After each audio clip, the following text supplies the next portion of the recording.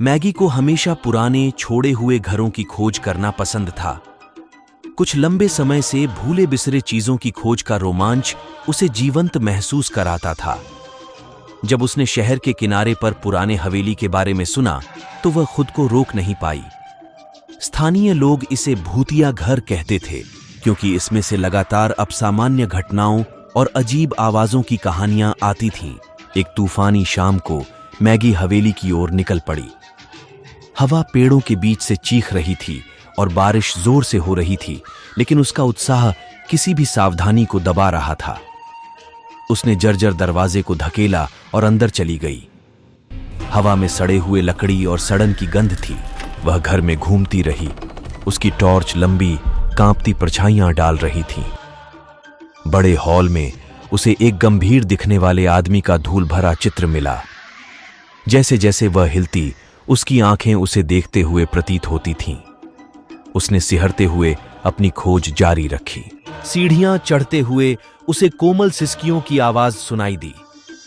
उसने रुककर ध्यान से सुना। सिसकियां तेज हो रही थीं, जो गलियारे के अंत में एक कमरे से आ रही थीं। मैगी का दिल जोर से धड़क रहा था, लेकिन उसकी जिज्ञासा उसे आगे बढ़ा रही थी।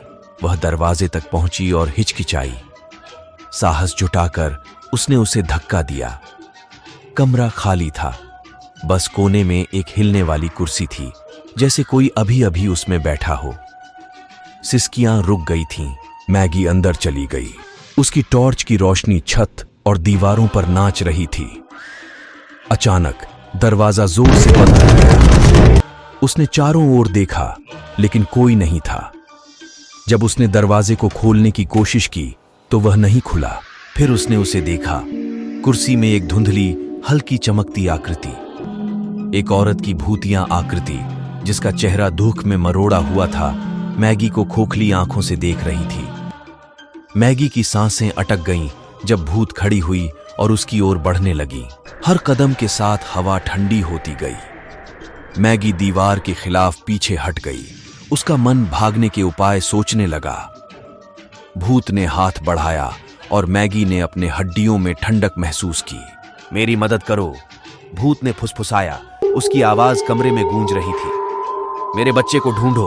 अगले दिन वह हवेली में लौटी, अपने साथ शोध और दृढ़ निश्चय लेकर। उसने स्थानीय पुस्तकालय में घंटों बिताए, भूत की दुखद कहानी को खोजते हुए। एक औरत जिसका नाम एलेनोर था, जिसने एक सदी पहले हवेली में लगी आग में अपने बच्चे को खो दिया था। बच्चे का शरीर कभी नहीं मिला और एलेनोर ने अपने दुख में दम तोड़ दिया। उसकी आत्मा घर में फंसी रही। मैगी आखिरी बार हवेली में लौटी, इस बार फूल और एक छोटा अस्थाई कब्र का पत्थर लेकर। उसने उन्हें उस कमरे में रखा जहां उसने भूत को देखा था, खोए हुए बच्चे और पीड़ित मां के लिए प्रार्थना करते हुए। भूतिया घर छोड़ा हुआ रहा, लेकिन अब यह शांति का स्थान था, न कि कष्ट का। और मैगी, हालांकि उसे अब भी खोज करना पसंद था, हमेशा उस रात की याद साथ रखती थी जब उसने एक भूत को शांति पाने में मदद की थी।